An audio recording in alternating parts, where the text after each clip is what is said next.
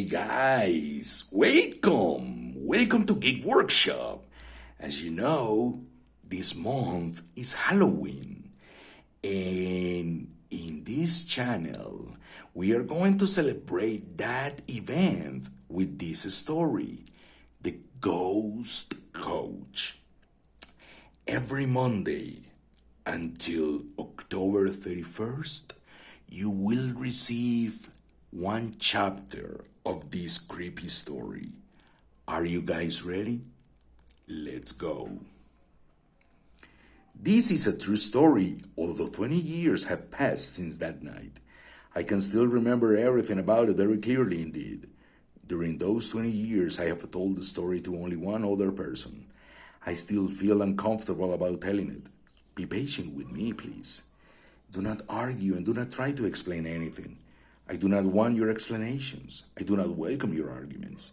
I was there, after all, and I have had 20 years to think about it. I had been shooting in the lonely hills in the north of England.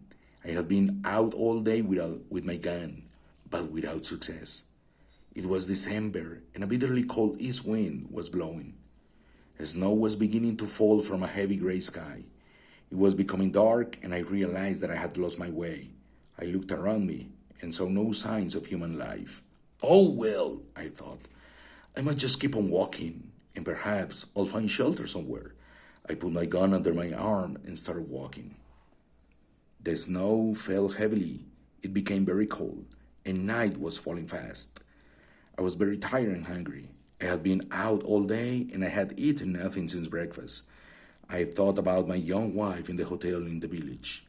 How worried she will be, I thought. I promised to come back before nightfall. I wish I could keep that promise. We had been married just 4 months. We loved each other very much. And of course, we were very happy together. I hated to worry her. Well, I thought, perhaps I'll find shelter somewhere.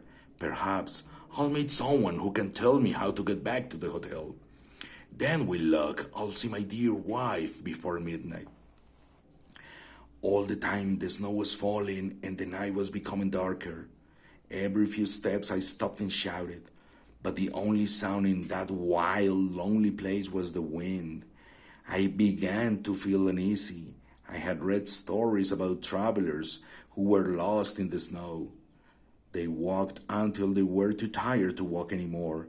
Then they lay down in the snow and fell asleep and never woke up again. That mustn't happen to me, I said to myself. I can let it happen. I mustn't die. When I have so much to live for, what would my poor wife do without me? I pushed away these frightening ideas. I shouted louder and then listened for an answer. Above the sad complaining sounds of the wind, I thought I heard a far-off cry. I shouted again and again. I imagined that I heard an answer. Then, out of the darkness appeared a little white circle of light. It came nearer. It became brighter. I ran towards it as fast as I could and found an old man with a lantern. Thank God, I cried. I was very, very pleased to see him. He did not look at all glad to see me, however. He lifted his lantern and stared into my face. What are you thanking God for? He growled. Well, I was thanking him for you. I was afraid that I was lost in the snow. Where are you trying to get to?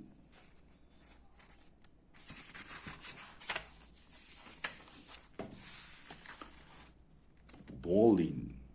How far is it from here? I asked. About 20 miles, the old man growled.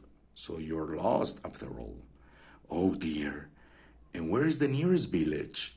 The nearest village is Wyke, and that's 12 miles away from here. Where do you live then? Over there, he said, pointing with the lantern. Are you going home then? I asked. Perhaps I am. Then please let me go home with you, I said. The old man shook his head. That's no good, he said. He won't let you in. Oh, I'm sure he will, I said. Who is he? My master. "Who's your master?" I asked. "That's none of your business," was the old man's rude reply. "Well, please take me to him. I'm sure that your master will give me shelter and supper tonight."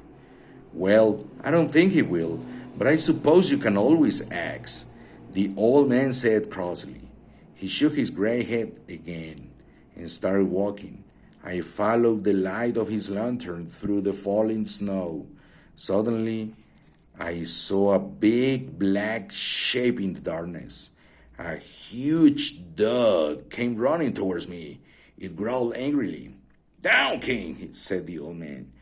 "Is this the house?" I asked. "Yes, this is the house." "Down, King." And he took a key out of his pocket. The door was huge and heavy. It looked like the door of a prison. The old man turned the key and I saw my chance. Quickly, I pushed past him into the house. And that, my friends, was the first chapter of this, The Ghost Coach. I hope you liked it.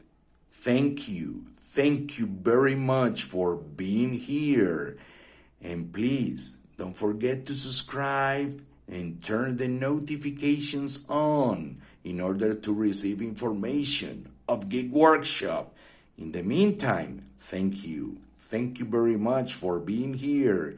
And I hope to see you again for the second chapter of The Ghost Coach. Bye-bye.